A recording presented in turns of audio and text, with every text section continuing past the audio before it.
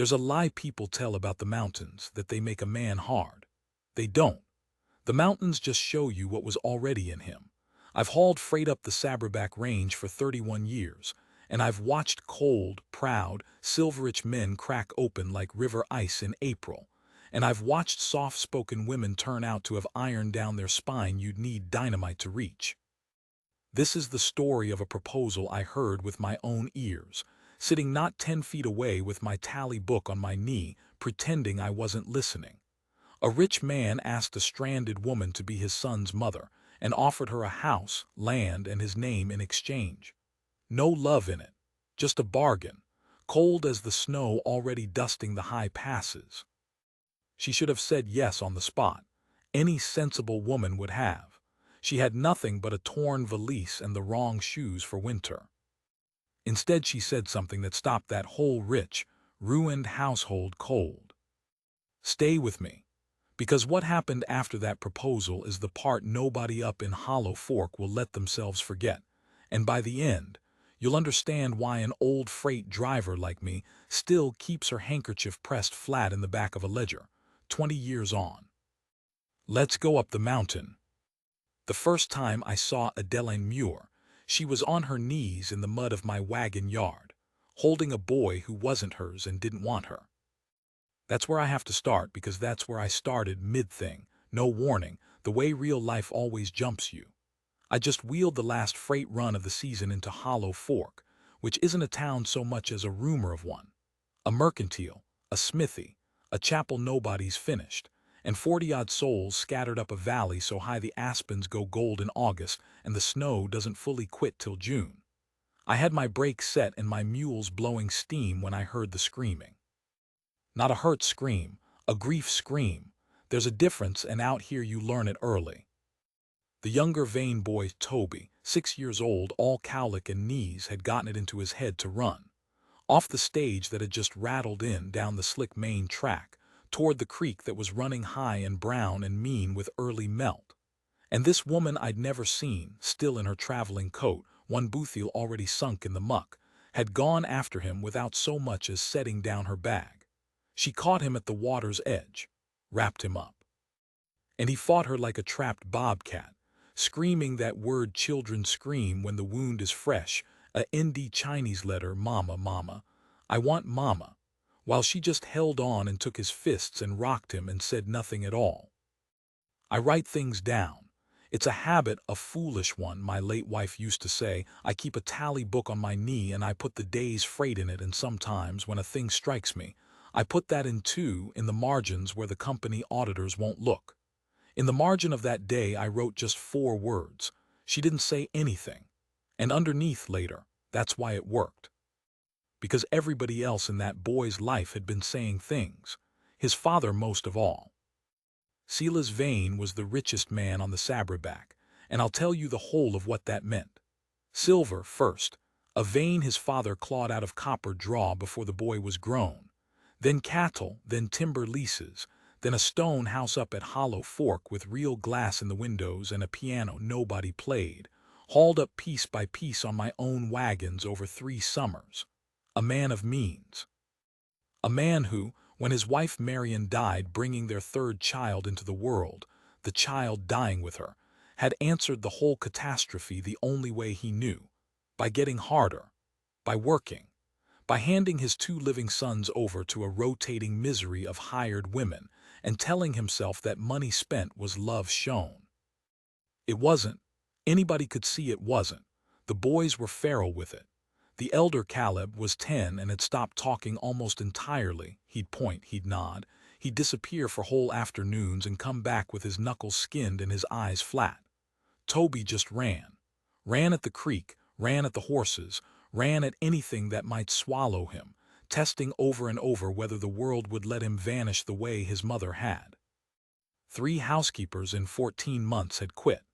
The 4th had quit that very morning, which was how a stranger off the Down Valley stage came to be the only grown soul in the yard when Toby bolted. I helped her carry him back. She wouldn't let me take him. He's not fighting me, he's fighting the not having, she said, breathless, which I didn't understand then and understand entirely now. By the time we got him up to the stone house, he'd cried himself into that shuddery, hiccuping sleep small children fall into, and she stood in Sela's Vane's grand front room, mud to the knee, holding a rich man's exhausted child, looking like she'd been dropped there by a tornado. Which near enough she had. I got the rest of her story in pieces over the next weeks, the way you get all true stories out of order with the important parts told last. Adeline Muir was 31, widowed. She'd come west 2 years prior with a husband who had a plan, the way men with plans always come west, and the plan had been a store in a rail town 3 ranges over. The husband had died of fever, sudden, the kind that takes a strong man in 4 days and leaves the accounts unpaid. His creditors took the store. His brother took what furniture the creditors didn't. And Adeline, who'd had a comfortable life back in Ohio, and a mother who'd warned her not to marry a dreamer, found herself with a valise, $40, and a stagecoach ticket as far up the line as $40 would carry her, which was Hollow Fork, end of the road, snow coming. She hadn't planned to stop here. There was no here to stop at. She meant to change coaches. But there was no coach to change to. The season had ended. The Down Valley run I'd shared was the last till spring, and she'd been standing in the mercantile trying to work out how a person survives a saberback winter on $11 when Sela's Vane's housekeeper had come storming out of that stone house one final time, and the boy had run, and Adeline had run after him, and that was that. She hadn't chosen the Vanes. She'd just been the nearest pair of hands when the household came apart at the seams. Now, here is where the rich man makes his offer, and here is where I earned my place in this story because I was there for it, wedged in the corner of that front room with my tally book, waiting on Sela's to sign for the season's freight. I'd have left, but it started before I could, and once it started you couldn't leave, you could only pretend to be furniture. Sela's came in from the barn near dark, still in his work coat, and found this stranger in his front room with his sleeping son on her shoulder. I watched him take it in. I watched something cross his face. I've thought 100 times about what it was and settle. He was a big man, black-bearded, gone gray at the temples early the way grieving men do. He had a way of looking at a problem like it was a fence needed mending. What's broke? What's it cost? Get it done. He looked at Adeline Muir like that, like a thing to be solved. "You're the one caught Toby," he said, not a question. He caught himself mostly on me. She had a low, steady voice and she was tired past the point of manners. "You'd be his father." "I would." He hung his coat. "You've no place to go." She flinched at that, not at the fact of it, but at how flatly he'd said it, laid her whole desperate circumstance out on the table like a poker hand he'd already seen. "The last coach has gone," she said. "I'll find something." "There's nothing to find. It's 40 souls in a closed road." He crossed to the sideboard, poured himself something amber, didn't offer her any. "I'll be plain with you, missus, because I haven't got the patience for the other kind of talking. I've 2 sons and no woman to raise them. I've buried the notion of getting one the ordinary way. I'm not a man women stay near, and I've stopped pretending otherwise. But those boys are drowning and I'm out of hands to bail with." I kept my eyes on my tally book. I heard the drink set down. "You've nowhere to go and I've a hole no one will fill," Sela's Vane said. "So here's my proposal and I'll only make it the once. Be my son's mother. Marry me for the boys, for the name, so it's decent, so no tongue in this valley wags, and I'll give you a home. This house. Land in your name. Every comfort silver buys. You'll never want for a thing. You'll never fear a winter again." I don't ask for, he paused, and I've always thought that pause cost him something. I don't ask for a wife's affections. I ask for a mother for my boys. It's a bargain, plain. What do you say? And I'll tell you, the whole room went so still I could hear the fire tick. A home, land, never fear a winter again. To a woman with $11 and the wrong shoes, snow coming down the passes, that was not an offer. That was a lifeboat. I've thought since that any sensible soul, myself included, would have reached for it with both hands and wept with the relief. Adeline Muir shifted the sleeping boy on her shoulder, looked at Sela's a long moment, And then she said the thing that stopped that whole rich, ruined household cold. "No," she said, "not like that." Silas blinked. I don't think a soul had told the man no in a decade. "I've offered you everything You've offered me a wage and called it a marriage." Her voice never rose. That was the terrible thing about it. It stayed low and even, and it went through him like a blade through tallow. "You want to buy a mother the way you bought that piano nobody plays. Set her in the corner, wind her up, let her make the house look tended." She looked down at Toby, at the tear tracks dried salt white on his round face. "That boy in my arms just ran at a flooded creek because everyone who's supposed to love him has been tending him, feeding him, clothing him, managing him. Nobody's loving him, Mr. Vane, and you can't hire that, and I won't be hired to counterfeit it." Nobody said anything. The fire ticked. "So no," she said, "I won't marry you for a bargain. I won't be a mother by contract to children who'll know, they always know, that the woman in the kitchen is there for the roof over her head and not for them."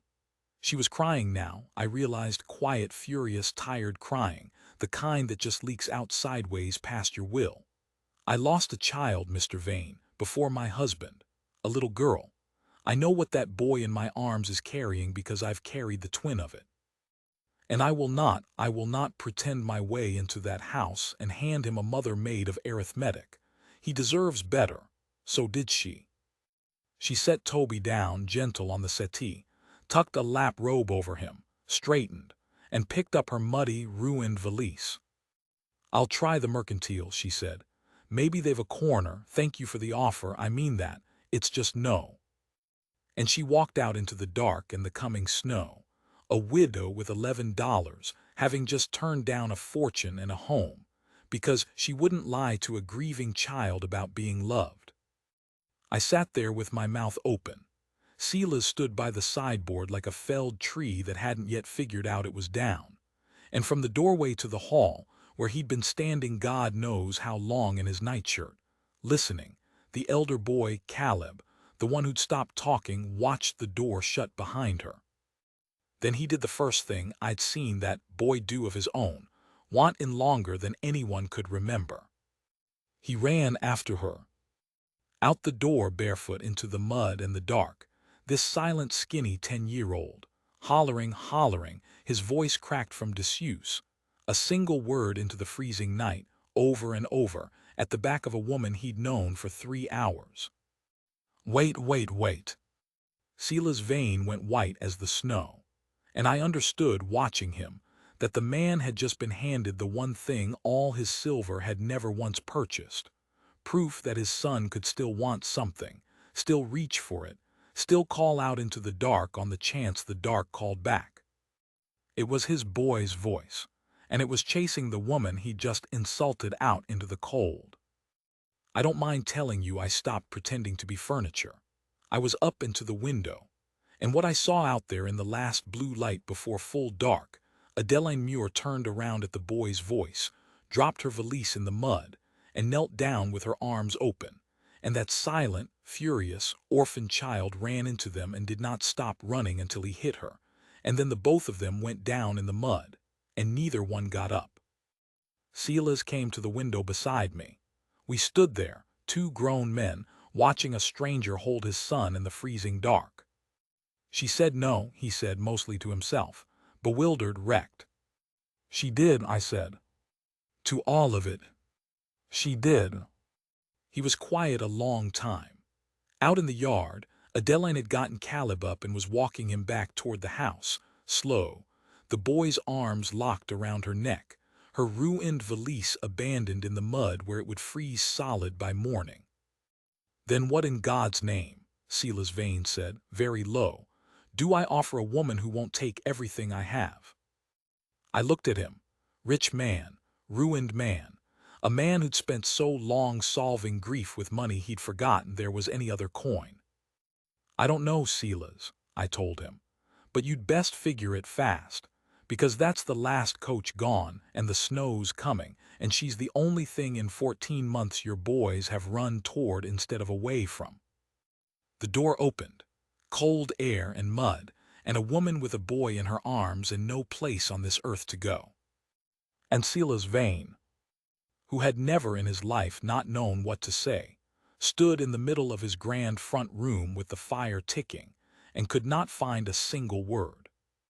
She stayed the winter, not as a wife, not as a hire, either. Adeline Muir wouldn't take Silas's wage any more than she'd take his ring, and that stubbornness of hers just about drove the man to drink. They struck a different bargain in the end, hers, not his. I know it because I wintered in Hollow Fork that year myself.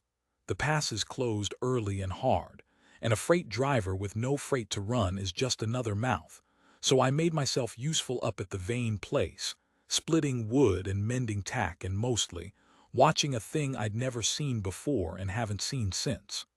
I watched a house learn to grieve out loud. Adeline's terms were these. She'd stay till spring, when the roads opened and she could go on her way with her dignity. She'd care for the boys, not as their mother, she was careful about the word. She never once let them call her mama, and I came to see the wisdom in it. But as, she said, someone who was here now. She'd take her keep and nothing more. And Silas would do one thing in exchange, one thing that cost him more than any acre or dollar. He'd learn his sons' faces. That was how she put it. I was there. You know their names, she told him that first week, the two of them at the long table after the boys were down. You don't know their faces. You don't know that Caleb bites the inside of his cheek when he's scared and won't cry. You don't know Toby hums when he's happy, a little tuneless thing. You'd think it was the kettle. You don't know your own children, Mr. Vane. You buried their mother and you buried them alongside her. And they're not dead. They're right upstairs. And if you'd stop providing for them for 1 hour a day and just look at them. He looked at her like she was speaking Greek. But he did it. That's the thing about Silas I came to respect, and I didn't expect to. He was proud and he was hard, and he'd made a fortune the age carves out of men like him. But when a woman he couldn't buy told him he'd been failing his boys, he didn't throw her out. He listened. It went slow. God, it went slow, and it went ugly first, the way healing does. Caleb wouldn't sit near his father for weeks. Toby wet the bed, and Silas's instinct was to hire it away, get another woman, get a nurse, get someone, and Adeline stood in the hall in her nightgown at 2 in the morning and told him flat, "No, you'll change the sheets. Your hands." And I heard, through the wall, the richest man on the Sabraback learning to strip a wet bed by lamplight, while his 6-year-old watched him from the corner, astonished, to see his father's hands do a thing for love instead of profit. The humming started again around Christmas. Toby's little tuneless kettle hum. First time Silas heard it, really heard it, knew it for what it was, he set down his coffee so careful, like the sound might break, and just closed his eyes. Caleb took longer. Griefs like that, the older one's armor up. But there came a night deep in February, the worst storm of that winter howling down off the peaks, the whole stone house shuddering, and Caleb had a nightmare and came down the stairs, and this is the part I hold on to. He didn't go to Adeline. He'd have gone to Adeline a month before. He went to his father. Climbed into the big man's lap by the fire and pressed his face into that black beard and shook. And Silas Vane held his son and looked over the boy's head at Adeline across the room with an expression I can only call terror. The terror of a man who's just been handed back a thing he was sure he'd lost, and doesn't trust himself not to break it again. Adeline just nodded at him. Yes, like that, hold on. I want to be honest about her, because it'd be easy to make her a saint and she'd have hated that. She was stubborn to the point of foolishness. She was proud in a way that near matched Silas's own, and their prides ground against each other like millstones half that winter. She had a temper. She cried at odd times alone, when she thought no one saw, for her husband, I judged, and more for the little girl she'd lost, whose name I learned was Grace and who'd have been 8 that spring, near Caleb's age, which I think was half of why the boy reached her so. She was terrified under all that iron of exactly what she'd accused Silas of counterfeiting a love, of staying somewhere she wasn't truly wanted, of being tolerated for her usefulness. That's why she wouldn't take his ring or his wage. It wasn't only principle. It was self-protection. She'd rather have nothing that was truly hers than accept a home offered as a transaction and spend her life wondering if she was furniture. And Silas, slow, so slow, and I don't think he even knew he was doing it, began to court her, not with silver. He'd learned that lesson bone deep. He courted her the only honest way there was, by becoming day by winter day a man worth staying for. He got up in the night with his own sons. He learned to braid badly, comically, Toby's hair sticking up in tufts because Adeline said a man ought to be able to do his children's small daily tendings. He read to them. He'd never read to them. He'd hired readers. One night I came in from the barn stamping snow and found the whole household in the front room by the fire. Silas in the big chair with a boy tucked under each arm and a book open on his knee, sounding out the words slow and rough, and Adeline in the window seat with her mending, not part of it, just near it, warming herself at a fire she'd built and swore she'd walk away from come spring. She saw me see her. She looked away quick, cheeks red, and stabbed her needle through the sock like it had insulted her. I wrote in my tally book that night. The woman's caught in her own trap, I wrote. Won't be loved for use. Made herself so useful they'd die for her. Now she can't leave without breaking the three of them, and she knows it, and she's furious about it. And I've never in my life seen anybody so scared of being wanted. Spring came the way it does up the Sabraback. Sudden, violent, the passes roaring with melt, and one morning I woke to the sound of my own mules stamping, restless, smelling the open road. The freight season. Time to go down the mountain. Time for Adeline Muir to go on her way with her dignity, exactly as she'd bargained. I'll never forget that morning. She had her valise packed, a new one. The old had frozen and split, and Silas had ordered a good one up on my last supply run without a word, and she'd let him, which I marked as the first thing of his she'd ever accepted. She was going to ride down with me. She'd said her goodbyes to the boys the night before, private, and whatever passed I never asked.